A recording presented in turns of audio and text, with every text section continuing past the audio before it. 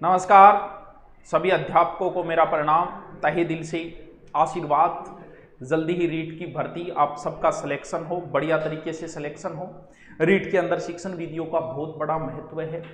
मैंने भी कहा था शिक्षण विधियाँ मैं आपको करवा दूंगा, लेकिन लाइव कराने का मतलब सिर्फ टाइम खराब करना है। 20 मिनट के मैटर को 1 घंटा खींचना होता है, इसलिए इन सबको मैं रिकॉर्ड कर रहा हूँ, ताकि रिकॉर्ड करके आपको जो 1 घंटे में पढ़ाया जा सके वो 20 मिनट में आपको प्रोवाइड करूँ। सारी शिक्षण विधियाँ क्लियर हो जाएगी, इनको 2 या 3 बार आप देख लेना, शिक्षण विधियाँ आपकी पूरी क्लियर हो जाएगी। हो सकता है इनमें से अगर क्वेश्चन आए तो आपका क्वेश्चन कभी गलत नहीं होगा। और जब आगे सेकंड ग्रेड भर्ती आने वाली है, ये शिक्षण विधियाँ हिंदी में कुल 25 शिक्षण विधियाँ हैं, और इन 25 को 15 शिक्षण विधियाँ हर सब्जेक्ट के अंदर सेम ही है। तो हिंदी की ये 25 शिक्षण विधियाँ भी आपके सेकंड ग्रेड में एज इट इज काम आएगी। तो हम शुरू करते हैं, चिंता करने की जरूरत नहीं, इस वीडियो को 2-3 बार देख लेना। अब कैसा पढ़ाया है वो तो जब लास्ट में कमेंट करोगे तभी पता चलेगा। मास्टर बड़े कंजूस होते हैं कमेंट करने के मामले में, तो ये बात नहीं चलेगी बिल्कुल भी। लास्ट में कमेंट करके बता देना कि हाँ मैं पूरा करवा रहा हूँ, मैं कम समय में दे रहा हूँ, इसलिए लग सकता है कि कम दिए हुए मैटर हैं। अब मिला लेना, आपने तो पढ़ा है, कहीं ना कहीं से तो पढ़ा होगा, मिलान कर लेना। चलो कोई बात नहीं, शुरू करते हैं सारे को। सबसे पहली जो विधि है उसका नाम है रसा स्वादन विधि। शिक्षण विधियों में अगर आप किसी भी शिक्षण विधि का आप अगर अर्थ समझ जाते हैं तो अर्थ समझने का मतलब आपकी आदि शिक्षण विधि। रसा स्वादन का मतलब रस किस में आता है। मैं आपको अगर शायरी सुनाऊं, कविता सुनाऊं, तुम कहोगे वाह वाह आने दो गुरुजी और आने दो। अगर मैं तुम्हें कविता सुनाने लग जाऊं ना तो फिर आनंद ही आने लग जाता है। यानी रस किस में आता है, कविता में। मैं कविता चालू कर दो, गुजरा जो उसके दर से तो थर थर आए पैर, मंदिर के पुजारी भी वहां। अब आनंद आ रहे, भले थे बीएड कर रहा के, लेकिन थाने भी लागे गुरुजी और सुना कविता, तो ये तो छोटे बच्चा तो फिर अच्छी लगती है। यानी हर स्तर में काम आती है ये, प्राथमिक उच्च सब स्तर में चलती है। कभी बोले बुढ़ हो जाए अभी नहीं कविता सुना, वो एक और आनंद कविता यार शानदार है। तो रसा स्वादन विधि जो है वो किस में उपयोगी होती है, वो होती है कविता पाठन में। इसका मूल उद्देश्य क्या है, रसा स्वादन विधि का मूल उद्देश्य कतई ये नहीं है कि आप में कविता में क्या है वो बताना, यानी कविता में का अर्थ बताना इसका कोई उद्देश्य नहीं है। इसका उद्देश्य है उस कविता का आनंद लेना। क्या लेना, आनंद। जैसे कविता आपको आई कि जैसे खूब लड़ी मर्दानी कविता है, 6ठी क्लास में लगती थी हमारी खूब लड़ी मर्दानी, वो तो झांसी वाली रानी थी, बुंदेले हर मुख से हमने सुनी कहानी थी। तो ये जो कविता है, इस कविता में वो क्या करता है, वो टीचर आएगा और सबसे पहले क्या बोलेगा कि भाई हम पढ़ रहे हैं आज लक्ष्मीबाई की कविता, ठीक है। अब वो कविता में जो भी बात है वो पहले बता देता है, यानी शॉर्ट में बता देता है कि बच्चों 1857 की क्रांति के समय हमारे एक वीरांगना जो थी वो बहुत लड़ी थी अंग्रेजों से, और उसकी एक कविता है, उसका एक गुणगान है। लक्ष्मीबाई जो थी वो झांसी से थी और अंग्रेजों के साथ युद्ध किया था, ये पहले बता के, और फिर उस कविता का मूल उद्देश्य होता है रसा अनुवाद करवाना, यानी रस का मतलब कविता में कहीं जोर से बोलना पड़ता है, कहीं धीरे बोलना पड़ता है, कविता कभी एक स्वर के अंदर नहीं होती, तो वो चीज बताना इसका मूल उद्देश्य होता है। यानी इस विधि को एक प्रकार से उपसंहार विधि कहते हैं, उपसंहार विधि।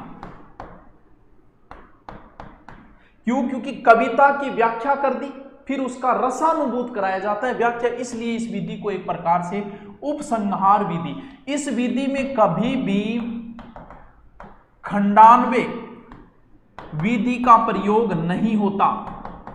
खंडान्वय विधि का प्रयोग हमेशा उच्च कोटि की भावनात्मक कविता पढ़ाने में होता है। जैसे कोई भावुक हो जाता है कई बार, बहुत सारे ऐसे हैं जो अपनी पुत्री के लिए, सरोज एक कविता है किसकी, मैं पता नहीं किसकी कविता की, मुझे अब तो याद नहीं, बहुत पहले पढ़ा था, तो वो उसमें वो अपनी पुत्री की याद में लिखते हैं, उनकी पुत्री की डेथ हो जाती है, वो उनकी पुत्री की याद में लिखते हैं, तो वो एक क्या है, वो भावनात्मक कविता है। तो खंडान्वय विधि का प्रयोग उच्च कोटि की भावनात्मक, जिसमें प्रश्नों का अधिक अनुचित प्रयोग होता है, यानी बिना मतलब प्रश्न मत, जब कविता प्रारंभ हो गई ना तो फिर सिर्फ कविता को ही फोकस रखो तुम, नहीं कि यहां पर कभी ये कहना चाहता है, यहां पर कभी ये कहना चाहता है, उसमें आनंद भंग हो जाता है। क्यों, क्योंकि वही बात है, डायलॉग बाजी चलते चलते वीररस नहीं आ सकता, तो कविता चलते चलते बीच में एक्स्ट्रा बातें आती है, उसके आनंद क्या हो जाता है हमेशा। जैसे आप फिल्म देखते हो, बीच में एडवर्टाइज आते, रीस को नहीं आओगे, तो वही बात है, क्योंकि इसमें क्या है, खंडान्वय विधि का प्रयोग नहीं होता है। खंडान्वय विधि का प्रयोग हमेशा किस में होता है, इतिवर्तात्मक कविता पढ़ाने में, कविता पढ़ाने में। ये तो छोड़ो कोई मतलब, सभी स्तरों में उपयोगी है ये, लेकिन सबसे ज्यादा जो उपयोग होती है वो बच्चों को अच्छी लगती है, यानी सबसे ज्यादा उपयोग करो प्राथमिक स्तर पर। कविता कभी मन में पढ़ने की वस्तु नहीं है, इसे सहस्वर पढ़िए, जोर जोर से पढ़िए, आनंद लेके पढ़िए, यानी कविता कभी भी मन में पढ़ने की वस्तु नहीं है। कविता को भाव विभोर करके हृदय के अंदर लेके इसको पढ़िए। ये है रसास्वादन विधि। बस इतना ही ध्यान रखो, रसास्वादन विधि किसमें उपयोग होती है? कविता पाठन में उपयोग होती है। दूसरी शिक्षण विधि हम देखते हैं। देखिए सूत्र विधि। सूत्र का मतलब समझोगे ट्रिक है, कई बार हम ट्रिक बनाते हैं नहीं, सीधा सीधा याद रखो। देखो स से सूत्र, स से संस्कृत, यानी सूत्र विधि कहां से आई है? सूत्र विधि संस्कृत से आई है। आपने भी रीट की तैयारी में संस्कृत विषय लिया है तो आपने कभी माहेश्वरी सूत्र, कभी पता नहीं कौन कौन से सूत्र रटे होंगे। क्यों? क्योंकि पूरी संस्कृत सूत्र में चलती है। पाणिनि की अष्टाध्यायी भी संस्कृत सूत्र में है, ये लो जी, यानी पाणिनि की अष्टाध्यायी तक इसके अंदर है। सूत्र में कभी उदाहरण नहीं बताए जाते। भाई उदाहरणों का कितना सूत्र बनाने, गुण संधि के उदाहरणों के कितने सूत्र बना लोगे? सूत्र तुम सिर्फ गुण संधि के ट्रिक का बना सकते हो, इसका मतलब गुण संधि के नियम का सूत्र बना सकते हो, गुण संधि के लाखों उदाहरणों की ट्रिक नहीं बना सकते। यानी इसके अंदर सूत्र जो बनेगा वो किसका बनेगा? वो नियम का बनेगा। नियम से उदाहरण की ओर किसमें? निगमन विधि के अंदर होता है। यानी एक प्रकार से ये निगमन विधि की ओर प्रारंभ, यानी सिद्धांत से आरंभ होकर नियम से उदाहरण की ओर चलती है निगमन। वैसे टोटल जो बताते हैं कि 6 प्रकार के सूत्र बताए गए हैं, ये तो चलो छोड़ो, आप सीधा सीधा ये ध्यान रखो कि संस्कृत पढ़ने में नियम से उदाहरणों की ओर छोटे बच्चों के लिए उपयोगी नहीं है। भैया यार छोटे टावरान थे, बिना कुछ सोचते समझे बन सीधा सूत्र रटा दोगा, मारोगे टावरान, जान दोगा कि टावरान।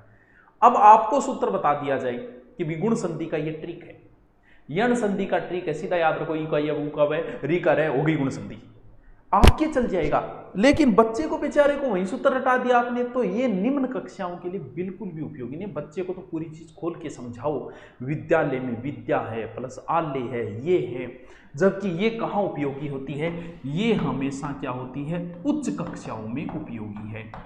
और सूत्र को समझना क्या है भैया? सूत्र को तो रटना है। जैसे हमने भी रटा था 12वीं में, है हेली बेब कनक उपनेना मगल शिव सकल का, यानी hydrogen helium lithium barium boron carbon, रटना है। रटने वाली चीजें तो सही नहीं है, अमनोवैज्ञानिक मानी गई है। तो ये क्या है? ये एक प्रकार की अमनोवैज्ञानिक विधि है, अमनोवैज्ञानिक विधि है जो सिर्फ रटना पे बल देती है, निरसेव शुष्क विधि है। आपको पता है सिद्धांत कौमुदी भी कहते हैं कि सूत्र से ही पढ़ाई जाती है। तो बस सूत्र विधि की इतनी बात। अब थे ना कोई गुरुजी यहाँ थोड़ा सो तो ही बताए है, ही तो ही तू डंगी जगह कोचिंग कर रखी है, कोई नई बात लगी है तो लिख दे नीचे। क्यों? क्योंकि बात मास्टर इतनी है। तो सूत्र विधि संस्कृत से आई है, निगमन विधि पे कार्य करती है, रटने वाली अमनोवैज्ञानिक है, सिर्फ उच्च कक्षाओं में आप इसका प्रयोग कर सकते। अब जो आ रही है एक विधि, ये बड़ी इंपॉर्टेंट है। कौन सी विधि? प्रत्यक्ष विधि। प्रत्यक्ष विधि, इसका सर्वप्रथम प्रयोग या इसके जो प्रतिपादक कह सकते हैं फ्रांस के गुइन महोदय थे। इसे हम प्रत्यक्ष विधि यानी सामने देखने वाली है, तो आप इसका दूसरा नाम लिख सकते हो सुगम विधि, प्राकृतिक या निर्बाध विधि भी लिख सकते हो। इस विधि का ज्यादा बताएंगे विधि क्या है। इस विधि का ज्यादा प्रयोग जो होता है वो हमेशा छोटी कक्षाओं में होता है, यानी प्राथमिक कक्षाओं में। इसका उपयोग कैसे करना है? प्राथमिक कक्षाओं में। और क्या? पै से प्रत्यक्ष, पै से पश्चिमी देश, पश्चिमी देश ही तो है ये भाई। सबसे पहले फ्रांस के गुइन महोदय पश्चिमी देश, ये तो इसका प्रयोग सर्वप्रथम कहां हुआ था? पश्चिमी देशों में। प्रत्यक्ष का अर्थ क्या होता है? देखना। प्रत्यक्ष का अर्थ देखना ही तो है। बिल्कुल गुरुजी, प्रत्यक्ष को विलोम परोक्ष हो गया, देखने में, यानी आप पढ़ाओ देखने में। कैसे? जैसे आपको पढ़ाना है ऐसे अनार, देखो, यानी ये विधि जो है वो वस्तुओं को प्रत्यक्ष देखने दिखाए जाते हैं। प्रत्यक्ष देखने यानी जो भी कोई चीज है, जीव जंतु आप पढ़ाओ उसका प्रत्यक्ष चित्र बनाओ। जैसे आप पढ़ा रहे हो ऐसे अनार, तो सागे चित्र ले आओगे, ओ लुटावरो अनार को चित्र। बै से बकरी, तो भाई चित्र ले आओगे, ओ देखो टावरो बकरी। 20वीं शताब्दी के प्रथम दशक में इसे अपनाया। यानी प्रत्यक्ष का मतलब होता है देखना, देख देख के। देखो मतलब मास्टर देख देख के पढ़ा रहे हो नहीं, देखने का मतलब होता है आपको दिखाया जाएगा बच्चे को कि ई से ईक ओ टावरो ईक को पेड़ है, रे से ऋषि ओ टावरो ऋषि है। समझ गया? यानी बच्चे को दिखा दिखा के पढ़ाना प्रत्यक्ष विधि। अब इसका भारत में प्रयोग होने लगा। अगर भारत में प्रयोग हुआ तो भारत में इधर बंगाल वाली साइड में किसने अपनाया इसे? सबसे पहले टिपिंग ने अपनाया। कहां? बंगाल के अंदर। मुंबई के अंदर इसे किसने अपनाया? मुंबई के अंदर इसे अपनाया फ्रेजर ने। और मद्रास के अंदर इसे किसने अपनाया? मद्रास के अंदर इसने अपनाया येट्स। हो सकता है डीपली आपसे कोई पूछ ही ले। यानी बंगाल में इसे टिपिंग ने अपनाया, मुंबई में इसे फ्रेजर ने अपनाया और मद्रास में इसे येट्स ने अपनाया। ये थोड़ा सा ध्यान रखना कि प्रत्यक्ष विधि, पैसे प्रत्यक्ष, पैसे पश्चिमी देश, प्रत्यक्ष के इसके जनक गुइन महोदय है फ्रांस के, यानी फ्रांस के कौन हो गए? गुइन महोदय। फ्रांस के कौन हो गए? गुइन महोदय। फ्रांस के गुइन महोदय प्राथमिक कक्षाओं में उपयोगी है, प्रत्यक्ष दिखाना है बच्चों को। अब इस विधि के बहुत सारे गुण दोष है। अगर आपके समझ में आ गई कि प्रत्यक्ष विधि दिखाने से संबंधित है तो आप गुण दोष तो खुद ही निकाल दोगे। जैसे हर चीज तो नहीं दिखाई जा सकती, हर चीज का चित्र तो लाके नहीं दिखा सकता, भी हर चीज का चित्र थोड़ी ले आएगा वास्तु। तो वो इस प्रकार के आप बहुत सारे गुण दोष तो स्वयं समझ जाओगे। अब आप हमें इसके कुछ गुण और दोष देखते हैं। इसमें ज्यादा बल जो दिया जाता है वो वार्तालाप, मौखिक कार्य, यानी बोलने पे ज्यादा बल होता है इसमें, लिखने पे इतना नहीं होता है। इसमें ज्यादा बल दिया जाता है बोलने। अन्य जो भाषा है, अन्य भाषा स्वतंत्र पृथक भाषा के रूप में पढ़ाया जाता है इसमें। जैसे दूसरी भाषा अगर पढ़ानी हो, जैसे हिंदी से इंग्लिश पढ़ानी हो, तो अन्य भाषा स्वतंत्र और पृथक रूप से पढ़ाई जाती है। लेकिन मातृभाषा का प्रयोग इसमें न के बराबर होता है। यानी मातृभाषा का प्रयोग इसमें क्या कर दिया जाता है? मातृभाषा का प्रयोग इसमें सीमित कर दिया जाता है, संपूर्ण वाक्य को एक इकाई माना जाता है। मातृभाषा का प्रयोग इसके अंदर सबसे कम करना है। अब देखो इसमें देखते जाओ, आपको लिखवा तब समझ आ। जैसे मुझे पढ़ाना है इंग्लिश, तो मैं इंग्लिश ही बोलूंगा उस समय। बाहर जाओ, गो बाहर गे, अंदर आओ, कम इन, यानी इंग्लिश बोलते समय इंग्लिश का ही प्रयोग करूंगा। यानी द्वितीय भाषा के समय, यानी अन्य भाषा अध्ययन के समय निर्देश या आदेश किसमें दिए जाएंगे? हमेशा ही अन्य भाषा में ही दिए जाएंगे। हम लोग एक बात बताओ, अमेरिका में जन्म में भी इंग्लिश आवे आपकी बच्चे और अपर लाइन इंग्लिश सिखानी पड़े। अमेरिका वाले को हिंदी आती नहीं, हम हमारे वाले को हिंदी सिखाते नहीं, उसको ऑलरेडी बोलना आता है। क्यों? क्योंकि बच्चे ने हिंदी कैसे सीखी? इंग्लिश नहीं आ रही है हमारे बच्चों को, तो हिंदी कैसे सीख ली उन्होंने? तो कहीं ना कहीं हिंदी शुरुआत से चली आ रही है, तो वो उन्होंने सुना और उन्होंने खुद बोला, सीख गई। बिल्कुल सही बात है। तो फिर दूसरी भाषा नहीं सीख सकता क्या बच्चा?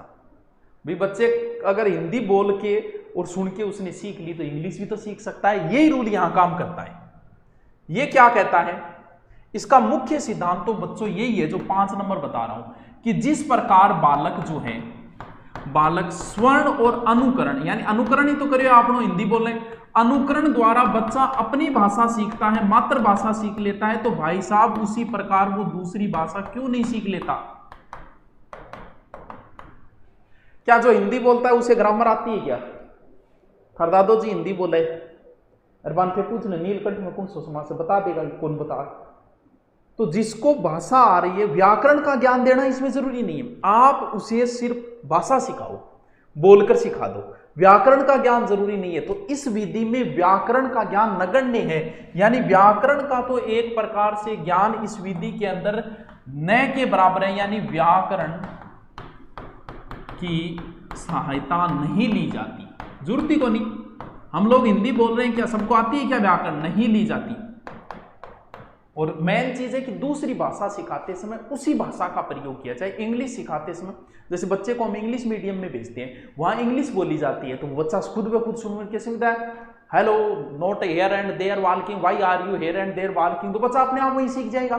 तो वही बात है, यानी बच्चा क्या सीखता है? दूसरी भाषा सीखने बच्चे का माध्यम वही भाषा होनी चाहिए। यही किसमें कहा गया है?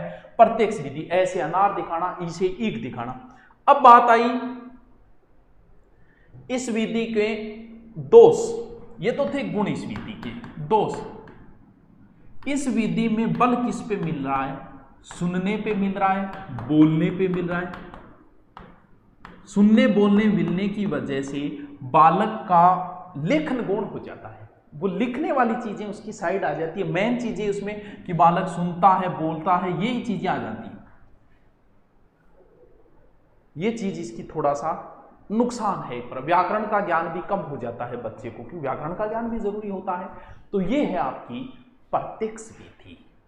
क्या समझा मुझे नहीं पता, लेकिन बहुत कुछ आप सीख जाओगे। 2 बार देखोगे तो कोई क्वेश्चन आएगा तो दिमाग में सेट हो जाएगा।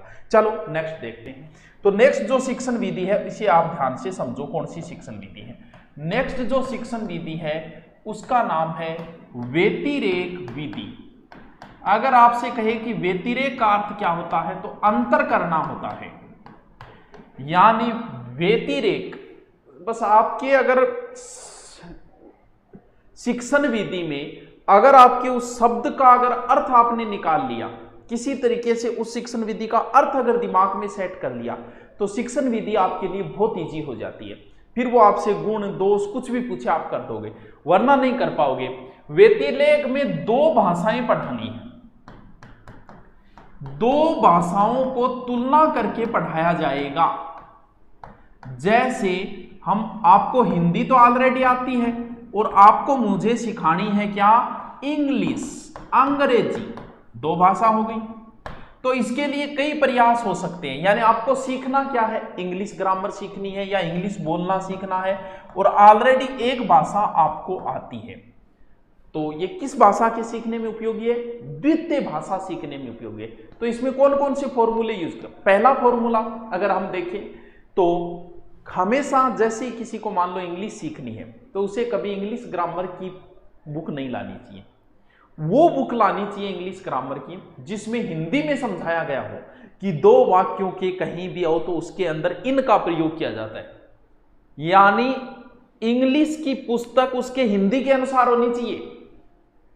किसी बच्चे को, तमिल का कोई बच्चा है, उसे हिंदी सिखानी है, तो हिंदी की पुस्तक उसके तमिल भाषा में होनी चाहिए। बात को समझे क्या? आप इंग्लिश आपको बिल्कुल नहीं आती, आप ग्रामर पढ़ना चाहते हो, तो आप पूरी की पूरी इंग्लिश बुक मत लेके आओ, आप वो बुक लेके आओ जिसमें इंग्लिश को हिंदी में समझाया गया हो। यही है इसका तरीका। यानी नियम क्या बोलेगा? नियम ये बोलेगा कि आप बच्चे को जो भाषा सिखा रहे हो उसकी पुस्तक भी क्या होनी चाहिए? उसी भाषा के अंदर होनी चाहिए। डॉक्टर है भोला शंकर, कौन है? डॉक्टर भोला शंकर, भोला शंकर व्यास। ये कहते हैं कि द्वितीय भाषा शिक्षण की सबसे अच्छी जो शिक्षण विधि है वो व्यतिरेक है, यानी द्वितीय भाषा शिक्षण की सर्वश्रेष्ठ विधि है ये, सर्वश्रेष्ठ। यानी इसके अंदर क्या किया जाता है? 2 भाषाओं की तुलना की जाती है। मेन चीज यही है, यानी एक तरीके का तुलनात्मक अध्ययन होता है। क्या करना है? मान लो आप क्लास के अंदर 2 ग्रुप बना लो, एक ग्रुप बना लिया क्लास का, दूसरा ग्रुप बना लिया। इस ग्रुप को क्या आती है? हिंदी आती है, और आप इस ग्रुप को इंग्लिश पढ़ाना चाहते हो, और दूसरा जो ग्रुप बनाओगे आप उसमें वो बच्चे लो जिनको इंग्लिश अच्छी आती हो।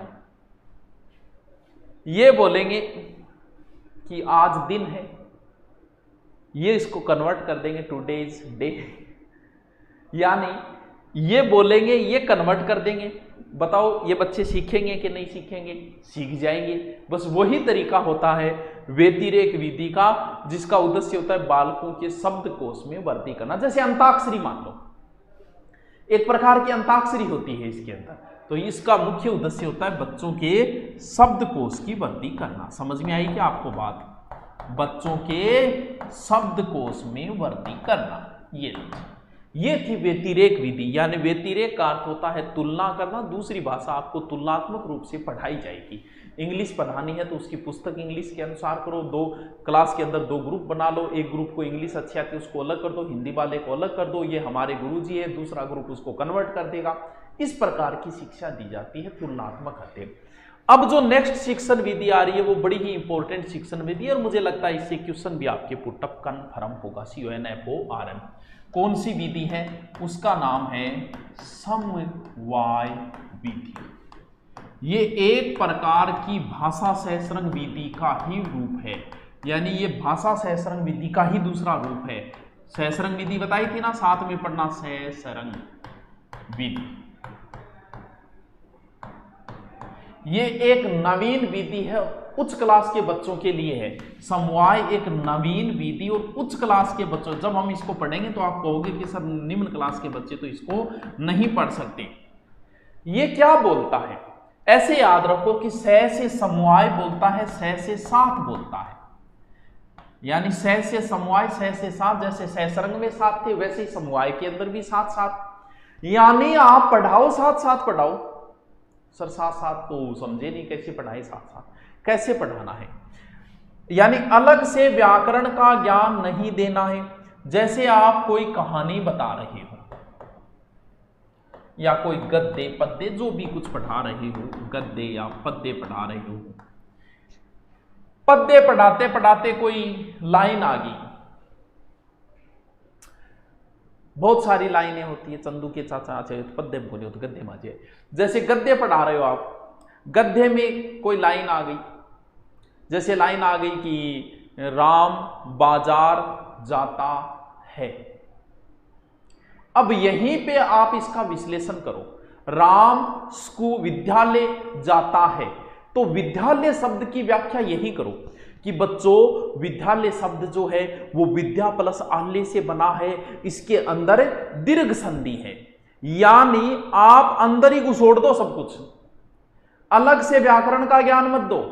जैसे कोई पद्य पढ़ा रहे हो, कोई ऐसा दोहा आ गया कि लाली मेरे लाल की जित देखो तित लाल, लाली देखन मैं गई मैं भी होगी लाल।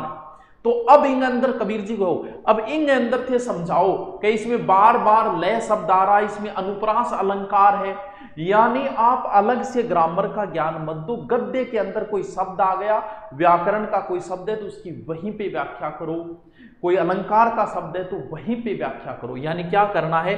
साथ में करना है, अलग से ज्ञान नहीं देना है। अब समवाय विधि को अलग अलग विद्वानों ने अलग अलग रूप से प्रदर्शित किया, वहीं से प्रश्न पुटअप होता है। यानी समवाय विधि के हम कुछ सिद्धांतों की बात करें। यानी समवाय का अर्थ होता है बालक में सामाजिक आर्थिक और औद्योगिक सह सम्मिलित करके ज्ञान देना, समवाय विधि है। अब इसके कुछ सिद्धांत देखो आप, क्या क्या सिद्धांत है समवाय विधि के। जैसे सबसे पहला सिद्धांत है हर्बर्ट का सिद्धांत।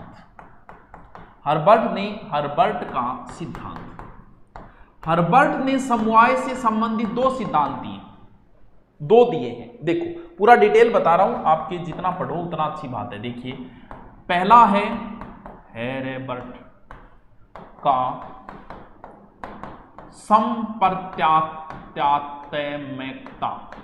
संप्रत्यात्मकता।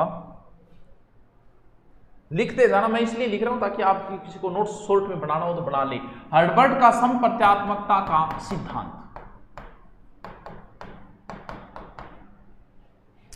ये कहता है संप्रत्यात्मक यानी पुराने से जोड़ो। यानी जब तक, यानी ये सिद्धांत ये कहता है जब तक नए पाठ का पूर्व ज्ञान के साथ नहीं जोड़ा जाएगा, नए पाठ का पूर्व ज्ञान के साथ नहीं जोड़ा जाएगा,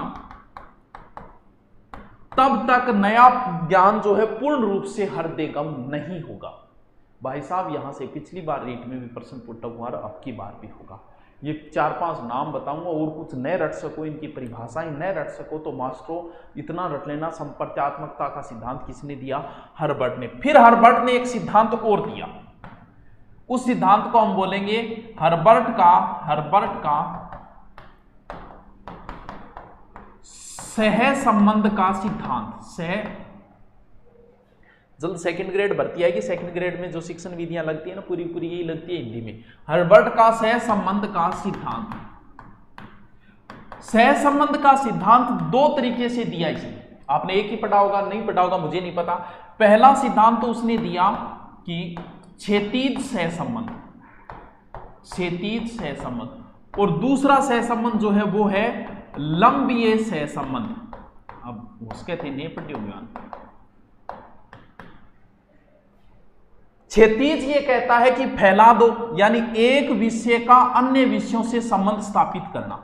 जैसे इतिहास पढ़ाते पढ़ाते आप इतिहास से ज्योग्राफी में घुस जाओ, इस प्रकार। यानी क्षैतिज सिद्धांत ये बोलता है कि एक विषय का अन्य विषयों के साथ संबंध, जबकि लंबीय सिद्धांत कहता है एक ही विषय के विभिन्न अंगों का संबंध। एक ही विषय का अन्य विषयों से संबंध, एक ही विषय विभिन्न अंगों का संबंध। यह है, और नहीं याद रहे तो इतना ध्यान रख लेना, हर्बर्ट का क्या सिद्धांत है, सह संबंध का सिद्धांत। बड़ा ही इंपॉर्टेंट है, क्योंकि वो आपसे सीधा सीधा भी पूछेगा, एग्जाम के अंदर पूछे गए हैं कई बार, इसलिए बता रहा हूं। नंबर सी है जिलर का केंद्रीकरण सिद्धांत। भाई रट लेना इनको मास्टरों, केंद्रीकरण सिद्धांत, जिलर का केंद्रीकरण सिद्धांत। सर ये जिलर कौन था? ये हर्बर्ट का ही चेला था। यानी जिलर कौन है? हर्बर्ट का शिष्य है। ये हर्बर्ट का क्या है? शिष्य। इसने ये कहा कि आप एक विषय को केंद्र में रखो। अच्छा, पूरी मतलब क्लास में विषय एक ही लगाओ, एक ही विषय को केंद्र में रखे अन्य विषय पढ़ाओ। वाह यार, केंद्रीकरण का मतलब केंद्र में एक ही विषय रखना है। जिलर बोलता है कि केंद्र में एक विषय रखो, केंद्र में एक विषय रख के अन्य विषयों को पढ़ाओ, रखकर अन्य विषयों को पढ़ाओ। अच्छा, कौन सा रखना है जिलर जी? फिर देखो के बोल रहे जिलर जी, थोड़ा सा कम कर दो। देखो जिलर के बोल रहे, जिलर कह रहे हो कि केंद्र में मेन विषय इतिहास रख लियो। इतिहास आयो कभी इस व्यक्ति ने सिंधु नदी पार की, सिंधु नदी में घुस जाओ, सिंधु नदी की बात बताने लाए जाओ। ज्योग्राफी का कई मास्टर को नहीं जगह सब्जेक्ट फेवरेट यानी बात आता ही अरबी में घुस जाएगा तो भी आई सिंधु ने, फिर बात हिमालय आई तो हिमालय में घुस जाओ। यानी जिलर क्या कहता है कि मुख्य विषय क्या रखो? मुख्य विषय इतिहास रखो। जबकि पारकर कहना ना विज्ञान रख लियो, क्या मेन विषय विज्ञान रख लियो और विज्ञान और पढ़ा दो। कभी जल का सूत्र H2O है, फिर जल पर आ जाओ, जल कितो है, भूमि पर कितना % जल है, यहां करके और विषय घुस जाओ। अच्छा, नंबर तीन है डी गर्मी। डी गर्मी का नाना अर्थशास्त्र में बड़ी गर्मी है, तो मुख्य विषय के राख लो अर्थशास्त्र। जचना इसकी क्या समस्या है, इसकी दोष क्या है, वो भी तो हम समझेंगे। अभी तो सिर्फ आपको बताया है, तो रटना पड़ेगा भाई साहब इन चीजों को। आपको हो सकता है आपने इन शिक्षण वीडियो कैसे पढ़ा मुझे नहीं पता। सहसंबंध का सिद्धांत हर्बर्ट का, लेकिन जिलर का क्या है? जिलर का कौन सा सिद्धांत है? केंद्रीकरण का सिद्धांत है जिलर का। ठीक है, नेक्स्ट सिद्धांत है फ्रोबेल। यानी फ्रोबेल का जीवन केंद्रित शिक्षा, ये इसका सर्वप्रथम विचार। यानी जीवन केंद्रित मतलब भाषण खेल खेल में सिखा दो। और की याद कौन रखनो कि जीवन केंद्रित शिक्षा का सिद्धांत किसने दिया? फ्रोबेल ने। अब कैसे सूत्र बनाओ वो आपकी मर्जी, कैसे तैयार करते हो, लेकिन ये बड़ी ही इंपॉर्टेंट चीज है। फिर है लास्ट फ्रोबेल का जीवन, लास्ट तो नहीं है, अमेरिका डीवी, पूरा नाम तो क्या पता है, डीवी बोल दो। डीवी कहां का है? अमेरिका का। डीवी का सामंजस्यीकरण सिद्धांत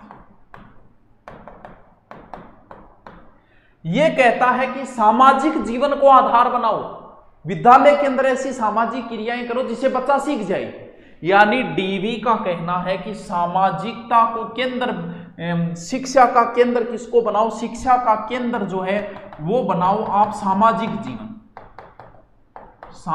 जीवन, और स्कूल में ऐसी क्रियाएं करो जो शिक्षाप्रद हो।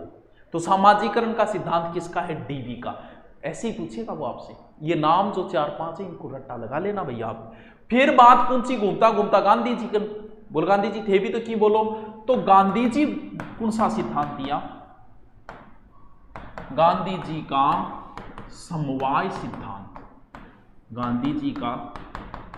गांधी जी ने एक बेसिक शिक्षा पद्धति का जन्म दिया। यानी हम ये कह सकते हैं कि बेसिक पद्धति के प्रदाता बेसिक पद्धति का प्रतिपादन किसने किया है? महात्मा गांधी ने किया है। बुनियादी शिक्षा 1937, बुनियादी शिक्षा एक तरीके गांधी जी की देरी है, यानी समवाय शिक्षा गांधी बेसिक आधार क्या बनाए, और बेसिक शिक्षा का आधार क्या बताया इन्होंने? बेसिक शिक्षा का आधार बताया भारतीय दर्शन, आधार बताया इन्होंने भारतीय दर्शन। दोबारा आओ, चीज थोड़ी बड़ी इंपॉर्टेंट है ये समवाय पद्धति।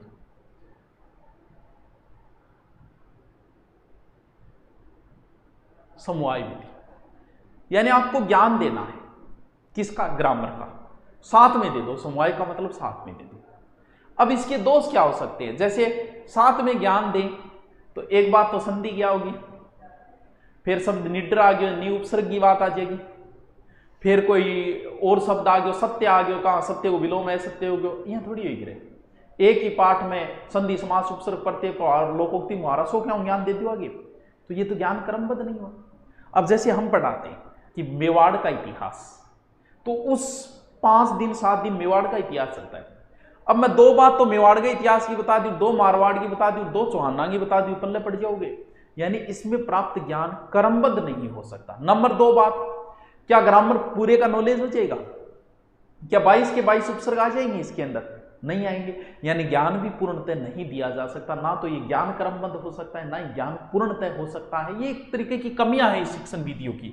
आपको ये नाम रखना है, हर्बर्ट का संप्रत्यात्मक सिद्धांत, हर्बर्ट का सहसंबंध सिद्धांत, जिल्दर का केंद्रीयकरण सिद्धांत, और फ्रोबेल का जीवन केंद्रित, और डीवी का सामंजस्यकरण सिद्धांत, और बेसिक शिक्षा किसने दी थी? गांधी जी ने। चलो नेक्स्ट देखते हैं। नेक्स्ट जो शिक्षण विधि है उसका नाम देखिए। नेक्स्ट शिक्षण विधि है भाषा शिक्षण यंत्र उपकरण विधि। अब नाम से ही पता चल रहा है भाई इसका, तो इसका मतलब है भाषा के सीखने में यंत्रों का प्रयोग, डिजिटल शिक्षा, यानी इसमें डिजिटल शिक्षा काम में ली जाएगी। अब आज तो डिजिटल शिक्षा सब जगह हो गई है, लेकिन उस समय डिजिटल शिक्षा एक बड़ी बात हुआ करती थी। यानी इस विधि को एक तरीके से अनुकरण विधि का, अनुकरण विधि का दूसरा रूप कह सकते हो। अध्यापक की जगह इसमें डिजिटल क्रांति होगी, यानी अध्यापक की जगह सीतावाद्यों का प्रयोग किया जाएगा इसमें।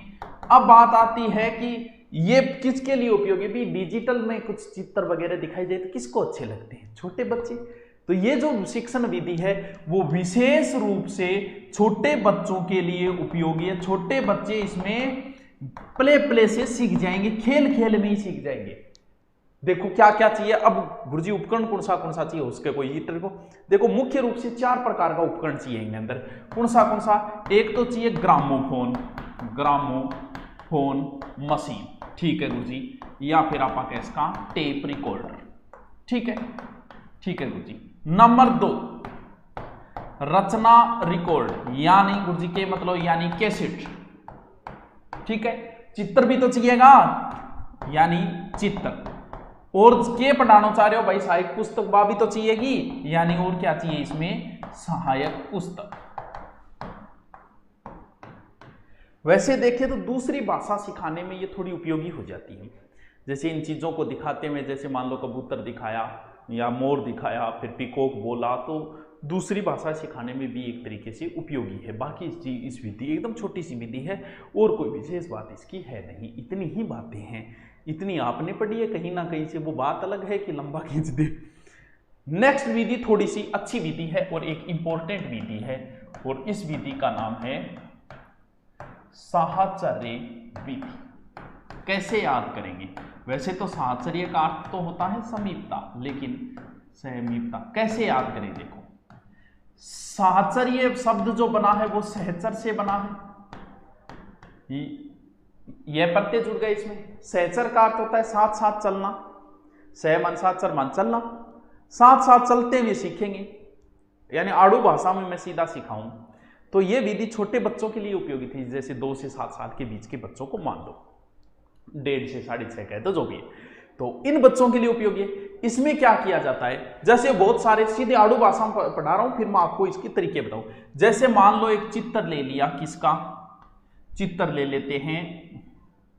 कबूतर का ले लिया, ठीक है, और एक ये तो अलग से चित्र है, और एक दूसरा बॉक्स यानी एक दूसरा कार्ड में कै लिख दिया, ठीक है। फिर चित्र बनायो बांदरो, बांदरा यानी बंदर, और एक दूसरे चित्र में बै ले लियो, बंदर को चित्र और बै।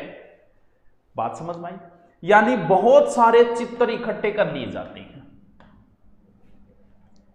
और चित्रों के सारे जैसे 20 चित्र हैं, 20 चित्र अलग अलग बना लिए, अलग अलग बना के और उन 20 चित्रों के नाम लिख लिए। फिर बच्चे ने कह दियो कि तू ढूंढ। बच्चों सहजचर यानी चाल तो मोरिए गागा आगे बम ढूंढेगो, मैं और मैं तो सीख जाएगो, मैं भी सीख जाएगा, यानी भाषा को वो सीख जाएगा।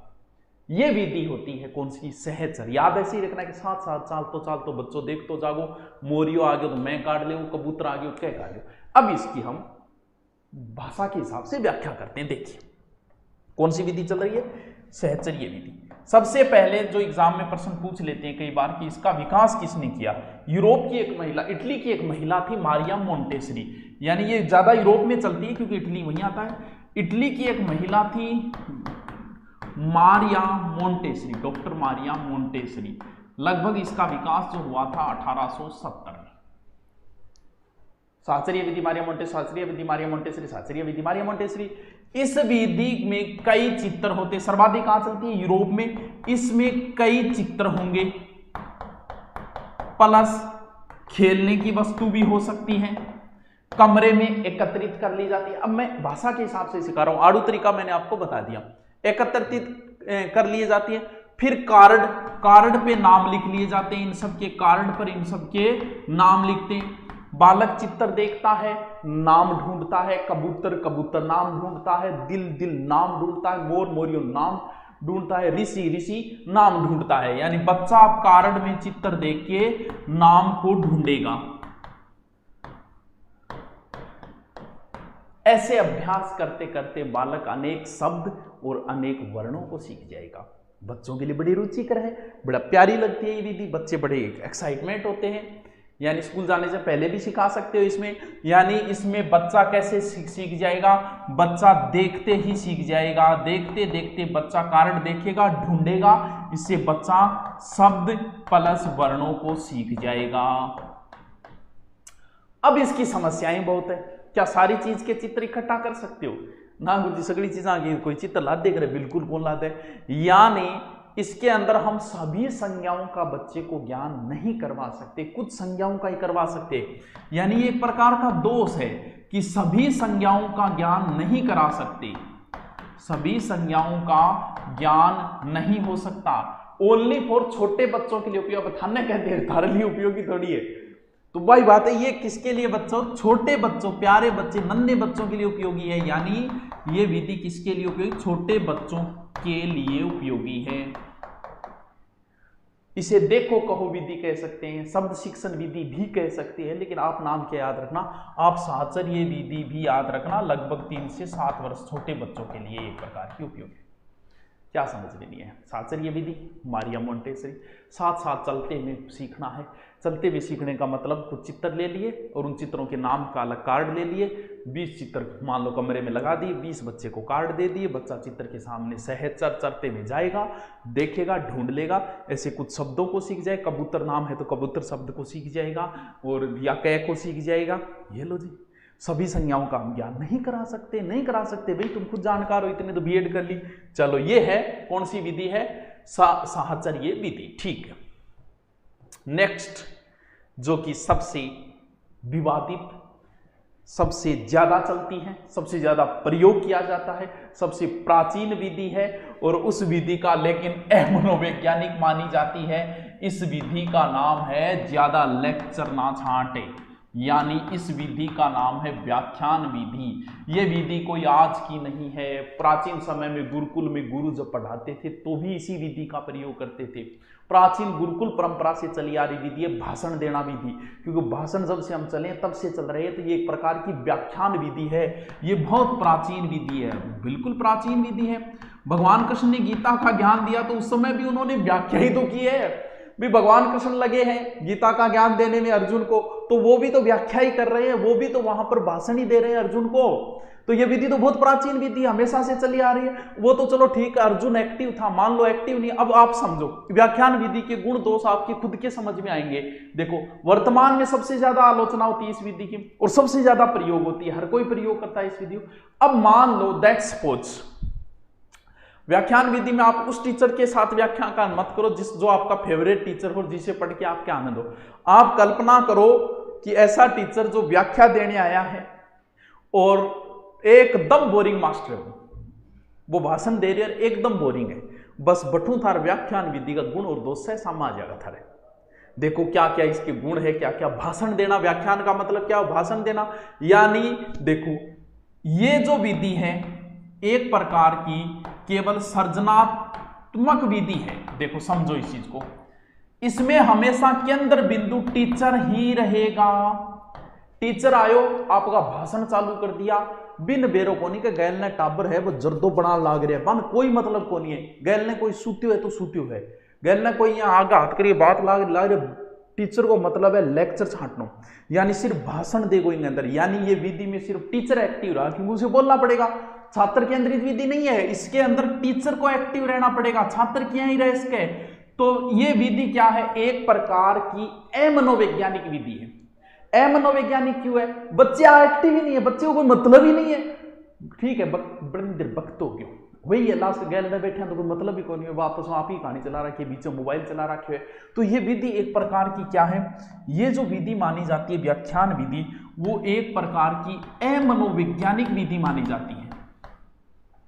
इसमें छात्र निष्क्रिय रहता है, श्रोता बने रहा। हाँ ठीक है चारण दे चारण दे, यानी श्रोता छात्र हमेशा इसमें निष्क्रिय श्रोता, सक्रिय नहीं निष्क्रिय श्रोता। मैंने बताया ना, आप ऐसे टीचर की कल्पना करो जो पढ़ाने में बोरिंग और व्याख्या दे रहे हो, तो ये क्या छात्र क्या रहेगा, निष्क्रिय श्रोता रहेगा इसके अंदर। टीचर आए, टीचर ने चीज कोई मतलब को नहीं कि बच्चे की के रुचि है, बच्चों के पढ़ना चाह रहे हैं, आ बात बच्चों पढ़ना चाह रहे कौन चाह रहे, कोई मतलब को नहीं, वो तो आयो आपका भाषण छांटा। क्यों, क्योंकि ये व्याख्यान विधि है। तो इस विधि में हम क्या कहेंगे, इसमें बच्चे की रुचि का ध्यान नहीं दिया जाता कि बच्चा क्या चाहता है, बच्चे की रुचि का ध्यान, उसकी प्रवृत्ति से कोई मतलब नहीं, उसकी योग्यता का कोई ध्यान नहीं रखा जाता है। अब एक बात बताओ, मन न ले जाए कोई कहते 5वीं क्लास में पढ़ाना है तो भाई जी टाबर गाड़ काटे, गाड़ तो नहीं काटे लेकिन कोई मतलब नहीं। क्यों, क्योंकि मैं व्याख्या देता हूं। व्याख्या देना सिर्फ उच्च कक्षा के बच्चों के लिए संभव है। जैसे हम आप देखना, मैं कभी रीट फर्स्ट एड में पढ़ाते हैं ऑफलाइन, तो वहां बिल्कुल डायलॉगबाजी नहीं करता हूं, कभी नहीं करता। क्यों, क्योंकि वो बच्चे व्याख्यान से पढ़ सकते हैं। लेकिन पुलिस और बच्चा में डायलॉगबाजी करनी पड़े, क्यों, क्योंकि उन अगर व्याख्या सीधी व्याख्या चालू करते हैं तो सो जाएगा।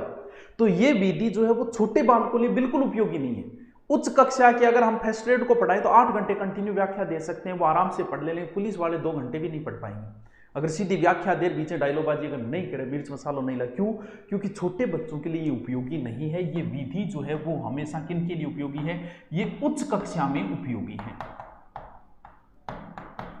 अब क्या व्याख्या सभी विषयों में दी जा सकती है, दीजिए करे। साइंस में क्या व्याख्या दे, साइंस में क्या व्याख्या दे सकते हैं, नहीं दे सकते।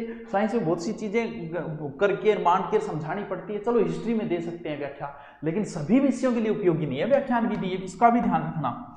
यानी व्याख्यान जो है वो सभी विषयों के लिए उपयोगी नहीं है।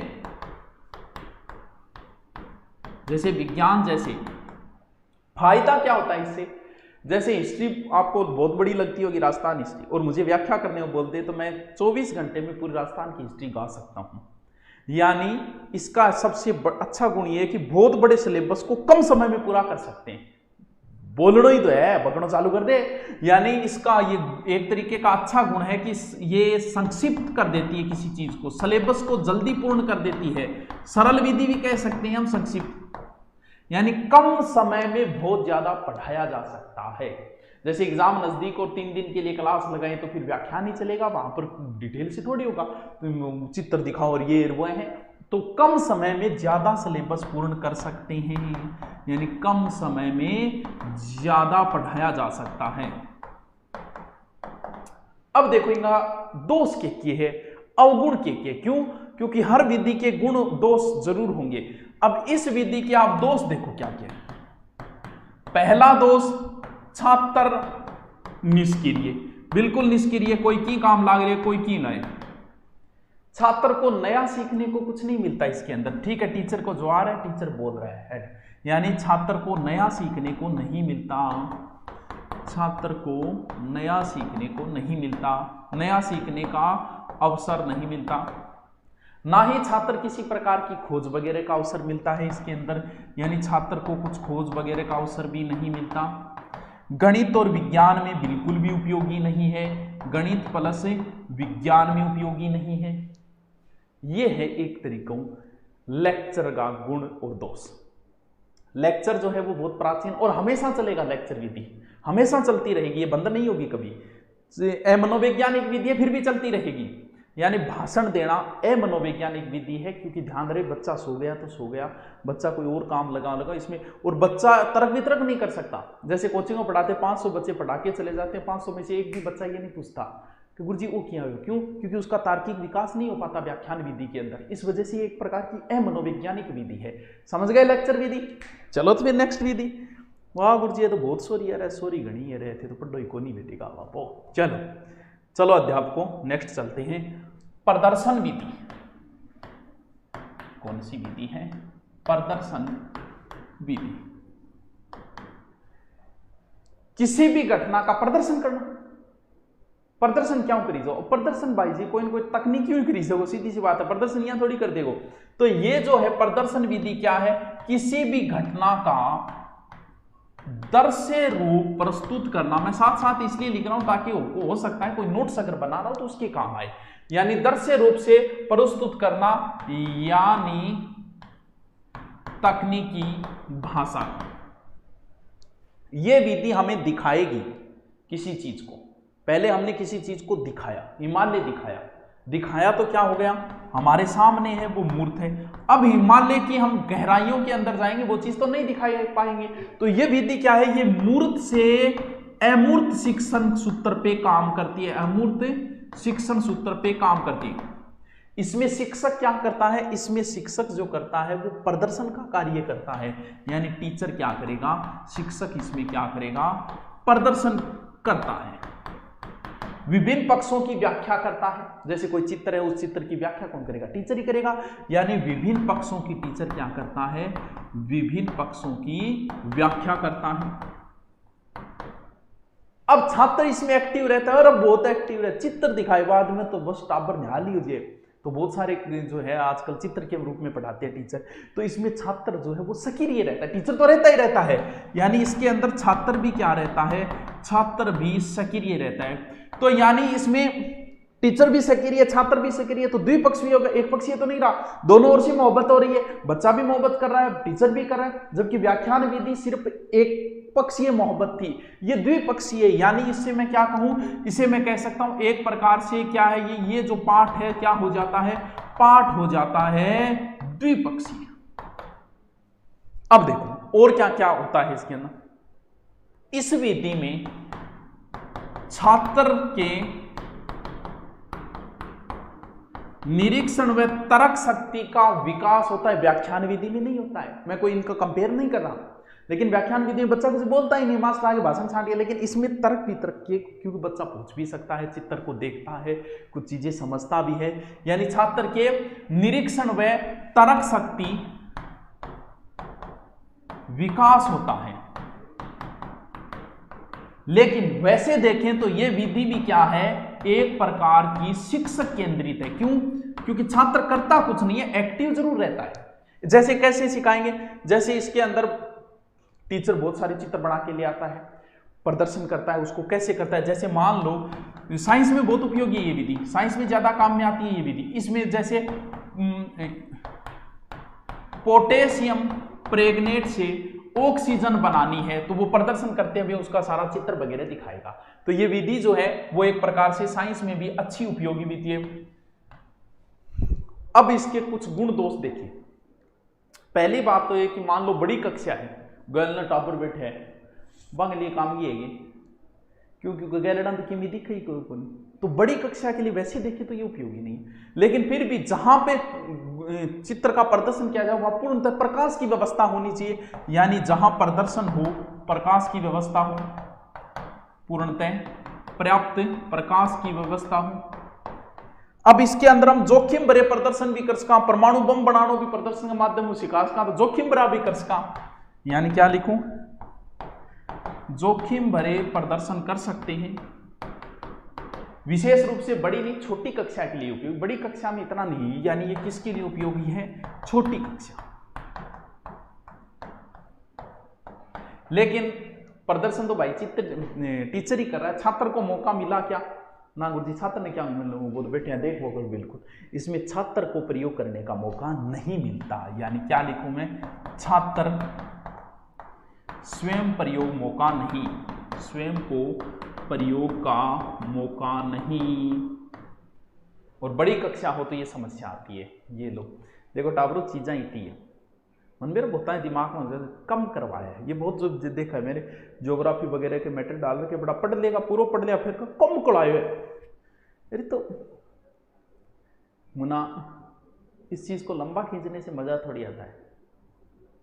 ऑनलाइन की दुनिया यही है, अध्यापकों ऑनलाइन की दुनिया यही कि आपको कम समय में जितना दिया जा सके लंबा मत दियो, तभी तो मैं इसको लाइव क्यों नहीं कराया, लाइव कराऊं तो एक दिन में एक सेक्शन भी दियो, ताकि कम समय में आपको बहुत कुछ मिल जाए। बाकी आपके इनका नोट्स बना रखिए, आपने बहुत कुछ कोई नई चीज़ मिले तो देख लेना, क्योंकि ये समझने वाली जरूरी है। व्याख्यान विधि के बारे में हो सकता है वो क्या पूछ ले, लेकिन अगर आपने समझ ली व्याख्यान विधि तो उससे संबंधित आप तर्क वितर्क कर सकते हो, गुण दोष स्वयं निकाल सकते हो। तो मेरा उद्देश्य मैंने समझाने का है, बाकी मैटर इतना ही, इन विधियों के बारे में कहीं से भी पढ़ लेना चाहिए। चलो बहुत ईजी है, देखो अध्यापकों और अध्यापिकाओं कई बार के टावरान पढ़ाता था नहीं, टाबर कह दें फिर के टावर और टावरा पिताजी हो तो आ चीज़ां सीरियस कौन लेना ज़्यादा।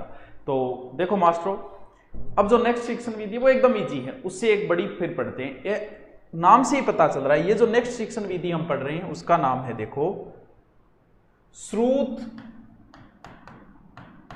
लेखन अभ्यास विधि।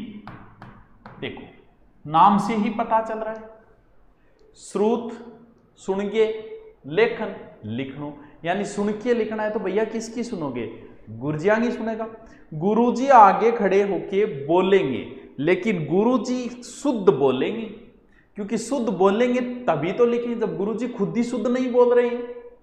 यानी गुरुजी खुद जो है वो अगर छोटी बड़ी मात्रा जो है संस्कृत को संस्कृत बोला है तो फिर बच्चा भी तो वही लिखेगा। चिलगम ने गुरुजी चिगलम बोला है तो बच्चों भी तो चिगलम ही लिखेगा। यानी श्रुत लेखन होता है गुरुजी बढ़िया शुद्ध बोलेंगे तो बच्चे भी शुद्ध लिखेंगे। यानी इसका उद्देश्य, मेन उद्देश्य क्या है, वर्तनी दोष दूर करना। यानी अब बच्चा लिखेगा ना कि वर्तनी, तो टीचर नी पर जोर देगा कि बड़ी मात्रा, बच्चा खुद समझने लग जाएगा, या विराम चिन्ह सबका प्रयोग सिखाया जाता है। यानी वर्तनी दोष दूर करना इसका मुख्य उद्देश्य, वर्तनी दोष दूर करना। इसमें क्या होता है, अच्छे तरीके से बच्चा सुन के और बढ़िया तरीके से लिखेगा, यानी सही ढंग से, छोटी सी विधिया, सही ढंग से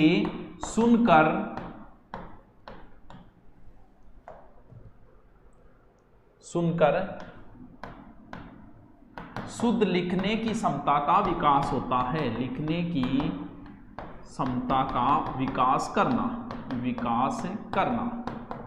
यानी इसका मेन उद्देश्य बच्चे की हैंड राइटिंग अशुद्धियां का दूर करना। यानी इसका मेन उद्देश्य हम कहें कि लेखन शक्ति का विकास करना।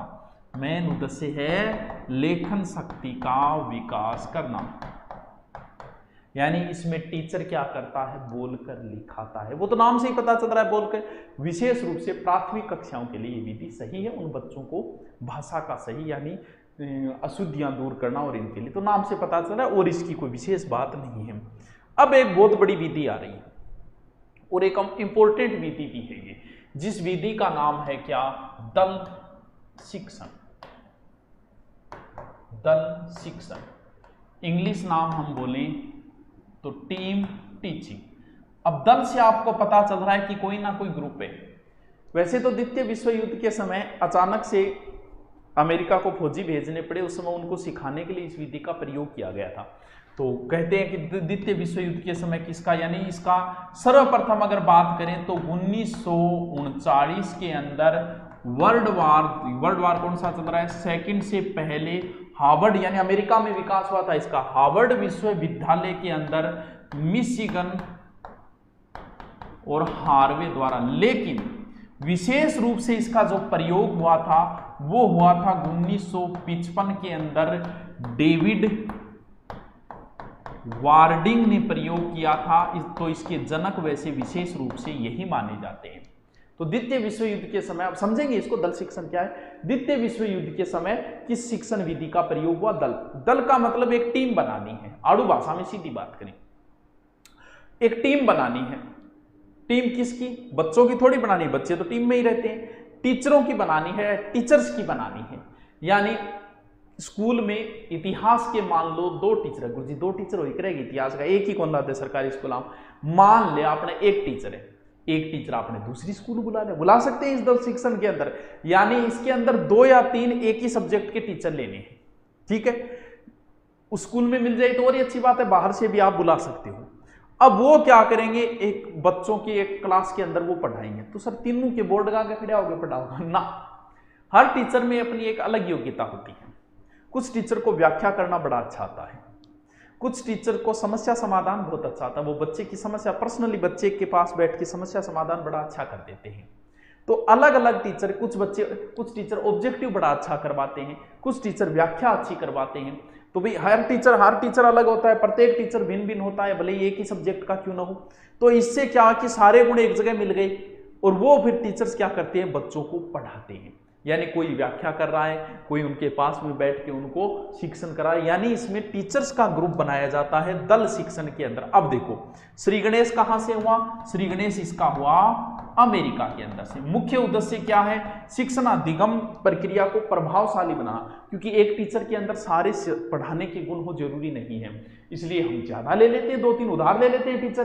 तो इसका मेन उद्देश्य क्या है, शिक्षण प्रक्रिया को प्रभावशाली बनाना, यानी शिक्षण प्रक्रिया प्रभावशाली बनाना, प्रक्रिया प्रभावशाली बनाना। सहकारिता क्या है, जब मिलजुल के काम करें। यानी ये जो दल शिक्षण विधि है ये किस पे आधारित हो गई, ये सहकारिता की भावना पर आधारित है। किसकी, सहकारिता, साथ साथ में नोट्स भी बना लेना, सहकारिता की भावना पर आधारित। अब इस शिक्षण के पहले तो 3 सोपान हो गए, मैं पूरा आपको इसकी व्याख्या सहित पूरा बता रहा हूं, दल शिक्षण इंपॉर्टेंट है इसलिए। पहले तो इसके 3 सोपान होंगे, कौन कौन से सोपान, ये भी यहां से भी प्रश्न पुटअप हो सकता है। देखिए क्या बनेगा, सबसे पहले कि दल शिक्षण के 3 सोपान हैं, यानी दल शिक्षण के 3 सोपान हैं।